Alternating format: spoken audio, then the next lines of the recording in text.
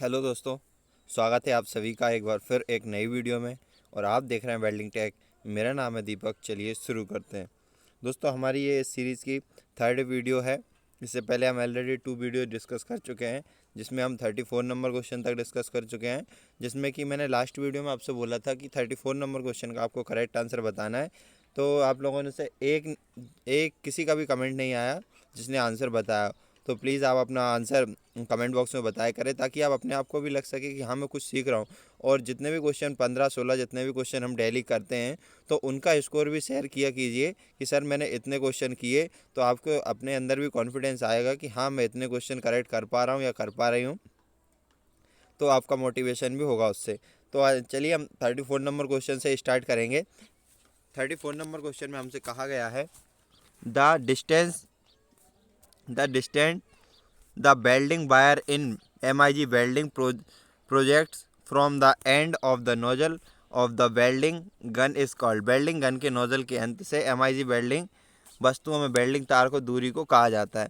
तो ये मैंने पिछले वीडियो में भी समझाया था। मान लीजिए ये हमारी वेल्डिंग गन है, ये हमारा मेटल है, और ये नोजल से बीच की जो दूरी है, इसको पूछा गया। तो इसको हम स्टिक आउट कहते हैं। तो स्टिक आउट हमें मिल जाता है ऑप्शन नंबर बी में। ये हमारा करेक्ट आंसर हो जाएगा। नेक्स्ट क्वेश्चन 35 नंबर क्वेश्चन रहा हमारे सामने, और इसमें हमसे कहा गया है what is not true about process show in figure given below. नीचे हमें एक प्रोसेस दिखाई गई है, और आप सभी जो तैयारी कर रहे हैं वो जान चुके होंगे कि ये कौन सी प्रोसेस है। अब इसके बारे में हम देख लेते हैं। ये it is resistance welding process, बिल्कुल है। Electrode are made of brass, heat is produce due to flow of current through resistance, and option number D step down transformer is used in this process. तो correct answer हमारा क्या निकल के आएगा? Option number B. क्योंकि electrode जो है brass के नहीं, वह कॉपर के हमारे बने रहते हैं। और मैंने आपको बताया था कि कॉपर के क्यों बने रहते हैं। कॉपर की क्योंकि कॉपर का मेल्टिंग पॉइंट हाई होता है, इसलिए उनकी जो इलेक्ट्रोड के जो डाया है, कोर नॉक जो है, वो आसानी से पिघलती नहीं है। तो इसकी वजह से हम इलेक्ट्रोड जो है वह कॉपर के बनाते हैं। ये आप देख पा रहे हैं, ये रेजिस्टेंस वेल्डिंग प्रोसेस दिखाई गई है, spot welding process resistance welding की। नेक्स्ट देख लेते हैं 36 नंबर क्वेश्चन। कहा गया है which one of these process requires no filler metal and और फ्लक्स। निम्न में से कौन सी ऐसी प्रक्रिया है जिसमें फ्लर धातु अथवा फ्लक्स की आवश्यकता नहीं होती? क्या आर्क वेल्डिंग है, सबमर्ज्ड आर्क वेल्डिंग है, रेजिस्टेंस वेल्डिंग है, थर्मिट वेल्डिंग? तो आप सभी जानते हैं कि रेजिस्टेंस वेल्डिंग हमें ना तो फ्लर मेटल की आवश्यकता होती है, ना ही किसी प्रकार के फ्लक्स की आवश्यकता होती है। और एक और क्वेश्चन यहाँ से ज़्यादा पूछा जाता है, वो पूछा जाता है कि रेजिस्टेंस वेल्डिंग में इलेक्ट्रोड को ठंडा रखने के लिए किसका प्रयोग किया जाता है? तो हम वहाँ पर पानी का फ्लो करते हैं, उसमें पानी का फ्लो इलेक्ट्रोड के साथ में किया जाता है। तो वहाँ पर आप ध्यान रखें कि उसमें आपको वाटर करेक्ट आंसर लगाना है, अगर आपसे पूछा जाता है तो। नेक्स्ट क्वेश्चन की तरफ चलते हैं। 37 number question. In thermite welding heat is generate due to mixing of. Thermite welding के बारे में हमसे पूछा गया है, और कहा गया है कि मिश्रण में जो ताप उत्पन्न होता है वह कौन कौन से पदार्थों से मिलकर होता है? ऑप्शन मिल जाते हैं aluminium and iron, aluminium and copper, aluminium and iron oxide, या aluminium and iron oxide and iron. Correct answer हमें कौन सा मिल जाता है? ऑप्शन नंबर सी में मिल जाता है। एल्युमिनियम एंड आयरन ऑक्साइड का जो होता है, वह हम थर्मिट वेल्डिंग में जो मिक्सचर यूज़ करते हैं वह एल्युमिनियम एंड आयरन ऑक्साइड का होता है, जिसमें कि 3:1 के अनुपात में यहाँ पर मिला रहता है। नेक्स्ट क्वेश्चन की तरफ चलते हैं। 38 number question. The method used to start the arc in GTA welding, यानी गैस टंगस्टन आर्क वेल्डिंग, जो कि टिक वेल्डिंग का ही एक नया रूप है, without touching base metal is. Gas tungsten arc welding में आर्क को बिना आधार धातु को छुए आर्क स्थापित करने के कौन सा तरीका है हमें बताना है। स्क्रैच स्टार्टिंग, स्क्रैच करेंगे तो दोस्तों वहाँ पर टच हो जाएगी, ये तो हमारा होगा नहीं। सेकंड ऑप्शन है हाई फ्रिक्वेंसी स्टार्ट। तो जी हाँ, बिल्कुल हाई फ्रिक्वेंसी यूनिट का हम प्रयोग करते हैं, उच्च गति के करंट का प्रयोग करते हैं, जिससे कि बगैर छुए हम आर्क को यहाँ पर उत्पन्न कर सकते हैं। तो option number B is the correct answer 38 number question का। 39 नंबर क्वेश्चन की तरफ चलते हैं, और यहाँ पर हमें एक वेल्डिंग प्रोसेस दिखाई गई है। कहा गया है दर्शाए गए चित्र में वेल्डिंग प्रक्रिया को क्या कहते हैं? तो हमें सबमर्ज्ड आर्क वेल्डिंग प्रक्रिया दिखाई गई है। ये हम कैसे जान सकते हैं? यहाँ पर आप फ्लक्स हॉफर देख सकते हैं, सबमर्ज्ड आर्क वेल्डिंग में फ्लक्स जो है हॉपर में रखा जाता है और इलेक्ट्रोड वायर को जॉब पर चलाया जाता है और उसमें फ्लक्स खुद ब खुद गिरता रहता है।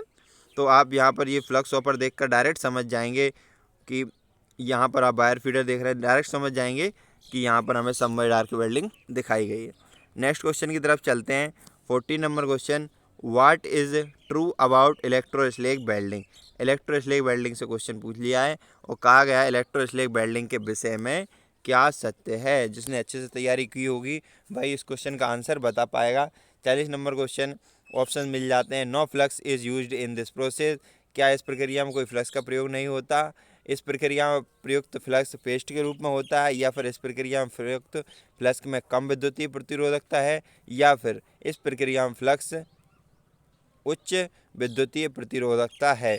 तो इलेक्ट्रोस्लैग वेल्डिंग में जो है दोस्तों, हम जो इलेक्ट्रोस्लैग वेल्डिंग नाम ही इसलिए पड़ा क्योंकि स्लैग के द्वारा ही वहाँ पर वेल्डिंग होती है, उसमें बहुत हाई करंट दिया जाता है। तो हमें ये मिल जाता है ऑप्शन नंबर डी में, flux used in this process has high electric resistance. उस करंट में बहुत अधिक प्रतिरोधकता होती है, इसलिए ऑप्शन नंबर डी हमारा करेक्ट हो जाएगा। नेक्स्ट क्वेश्चन की तरफ चलते हैं। The two commonly used inert gases are most important question है। कहा गया है आमतौर पर प्रयोग होने वाली दो अक्रिय गैसें हमें बतानी है। तो हमारी अक्रिय गैसें आर्गन और हीलियम हो जाएंगी, जो कि हमें ऑप्शन नंबर ए में यहाँ पर मिल जाती है। तो करेक्ट आंसर हमारा क्या निकल के आएगा, argon and helium is the correct answer. Next question की तरफ चलेंगे और 42 नंबर क्वेश्चन है, by adding 1% to 2% of Khalistan to tungsten emission of the electrode is increased. तो इलेक्ट्रोड की जो उत्सर्जन क्षमता बढ़ाने के लिए हम 1 से 2% किस प्रोडक्ट को या किस मेटल को यहाँ पर मिलाते हैं वह हमें बताना है। और दोस्तों ये क्वेश्चन आपको बता दूँ, ये टीओ का जो एग्ज़ाम हुआ था MP टीओ का IT इंस्ट्रक्टर जिसको कि अदर स्टेट में बोला जाता है, उसमें भी ये क्वेश्चन पूछा गया था। तो मोस्ट इम्पोर्टेंट क्वेश्चन है। 42 नंबर क्वेश्चन का करेक्ट आंसर हमारा हो जाएगा थोरियम। 1 से 2% थोरियम की मात्रा टंगस्टन इलेक्ट्रोड बढ़ाने से उसकी जो इलेक्ट्रॉन उत्सर्जन क्षमता है वह बढ़ जाती है। नेक्स्ट क्वेश्चन की तरफ चलते हैं। 43 नंबर क्वेश्चन है और मोस्ट इम्पोर्टेंट क्वेश्चन है ये भी। In order to control weld pool the electrode is moved from side to side as so below, this movement is called. Weld pool को हम जब नियंत्रित करना होता है तो नीचे दर्शाए गए अनुसार इलेक्ट्रोड को एक ओर से दूसरी ओर घुमाया जाता है। इस प्रचालन को क्या कहा जाता है। मान लीजिए ये मेरा जॉब है, यहाँ पर मुझे वेल्डिंग करनी, ये गड्ढा है। तो अगर मैं यहाँ पर वेल्डिंग करूँ तो अगर मान लीजिए इलेक्ट्रोड का मेरा डाया सफिशिएंट नहीं है इसके लिए, तो मैं उसके लिए क्या करूँगा, इलेक्ट्रोड की यहाँ पर ऐसे बीविंग करके इस इलेक्ट्रोड को इस प्रकार से हिला करके मैं यहाँ पर पूरा इसको भर सकता हूँ। तो इसे हम कहेंगे, ये शो हमें जो फिगर दिखाया गया है वह है बीविंग ऑफ इलेक्ट्रोड। तो करेक्ट आंसर हमें कहाँ मिल जाता है, ऑप्शन नंबर ए में ही मिल जाता है। Weaving of electrode is the correct answer. Next question की तरफ चलते हैं। 44 number question most important question है। In the figure given below symbol which represent fillet weld is. नीचे दिए गए चित्र में फिलेट वेल्ड को दर्शाने वाला कौन सा चित्र है ये हमें बताना है। तो आप सभी जानते होंगे फिलेट वेल्ड हमें ऑप्शन नंबर बी में दिखाया गया है।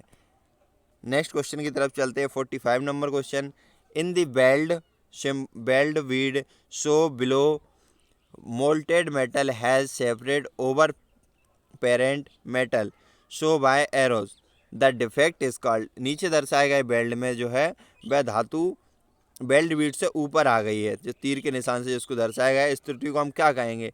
तो दोस्तों इस त्रुटि को हम ओवरलैपिंग कहते हैं, क्योंकि यहाँ पर देखिए मेटल जो है वह हमारे वर्क पीस से जो जॉइंट था उससे ऊपर आ गया है, तो इसे हम ओवरलैपिंग कहेंगे। और ओवरलैपिंग हमें ऑप्शन नंबर बी में मिल जाता है, जो कि है अधिव्यापन, हमारा इसका करेक्ट आंसर हो जाएगा। नेक्स्ट क्वेश्चन की तरफ चलते हैं। 46 नंबर क्वेश्चन रहा आपके सामने। The element which has the highest influence on metallurgical weldability of steel is. जिस तत्व का स्टील की मेटलर्जिकल संयोजता पर उच्चतम प्रभाव है वह है। दोस्तों एक बात बता देता हूँ इस क्वेश्चन का आंसर बताने से पहले, ये क्वेश्चन जितने भी कराए गए इस सेट के, ये सारे मोस्ट इम्पोर्टेंट क्वेश्चन हैं और इस बात की गारंटी है कि जो ITI TO का MP में जो एग्ज़ाम होने वाला है, इसमें आपको बहुत सारे क्वेश्चन सेम टू सेम देखने को मिल जाएंगे, क्योंकि लास्ट जो एग्ज़ाम हुआ था उसमें भी इस सेट से बहुत सारे क्वेश्चन पूछे गए हैं। तो हमें बताना है स्टील की मेटलर्जिकल संयोजकता पर किसका उच्चतम प्रभाव है। तो हम सभी जानते हैं इसका जो करेक्ट आंसर हो जाएगा वो हो जाएगा कार्बन। कार्बन जो है वह हाई मेटलर्जिकल वाला पदार्थ है, मेटल है। तो correct answer option number C हो जाएगा। नेक्स्ट क्वेश्चन की तरफ चलते हैं। 47 नंबर क्वेश्चन, और कहा गया है the weld made to hold parts of a weldment in proper alignment until the final welds are made is called. Most important question है, कह रहा है कि हमें बेल्ट को अंतिम रूप देने से या अंतिम रूप से बेल्ट करने से पहले उसको अलाइनमेंट में रखने के लिए हम क्या करते हैं। तो आप सभी जानते हैं हम बेल्ट की टेकिंग कर लेते हैं, बेल्ट को टेक कर लेते हैं, ताकि बेल्ट जो हमारा हम बीड लगाने वाले हैं, जॉइंट लगाने वाले हैं, वो प्रॉपर अलाइनमेंट में रहे। मान लीजिए यहाँ पर मैंने आप देख रहे हैं बना दिया जॉब। अगर हमें यहाँ से बीड लगानी है, बट जॉइंट हमें बनाना है, तो हम पहले क्या करेंगे, यहाँ पर 2 जगह या 3 जगह यहाँ पर टेक बेल्ट कर लेंगे स्टार्टिंग में, इस तरफ, तो बेल्ट अलाइनमेंट हो जाएगा। अब हम इसके बाद ऊपर से कवर बीड लगाकर इसको पूर्ण भर सकते हैं और हमारा बेल्ट जो है अलाइनमेंट उसका सही रहेगा। उम्मीद करता हूँ आप इसको बहुत अच्छे से समझ गए होंगे। तो हमारा करेक्ट आंसर कहाँ मिल जाता है, tack weld. Tack weld option number D is the correct answer. Next question की तरफ चलते हैं। 48 नंबर क्वेश्चन रहा आपके सामने, और ये क्वेश्चन आपके लिए होमवर्क होने वाला है। तो ज़रूर कमेंट बॉक्स में इसका आंसर बताइए, और ये भी बताइए कि आपके कितने क्वेश्चंस आज सही रहे हैं। Izod and Charpy machines are concerned with. Izod और चारपी मशीन का संबंध किस प्रकार के टेस्ट से है, ये हमें बताना है।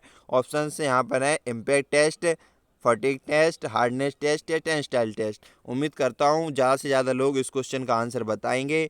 और एक और रिक्वेस्ट करना चाहूँगा, अगर वीडियो पसंद आती है तो वीडियो को ज़्यादा से ज़्यादा लाइक कीजिए, इससे मुझे बहुत ही मोटिवेशन मिलता है। और जो लोग भी चैनल को पहली बार विज़िट किए हैं तो चैनल को सब्सक्राइब कर लीजिए। आपके लिए यहाँ पर फिटर और वेल्डर से, मोस्टली वेल्डर से यहाँ पर बहुत अच्छे क्वेश्चन सीरीज़ की वीडियोस आपको प्रॉपरली मिलती रहती हैं। तो दोस्तों उम्मीद करता हूँ आपको वीडियो पसंद आएगी। मिलेंगे कल नेक्स्ट वीडियो में, और आपको कोई डाउट हो तो आप वो भी पूछ सकते हैं। तब तक के लिए जय हिंद, वंदे मातरम, बाय बाय।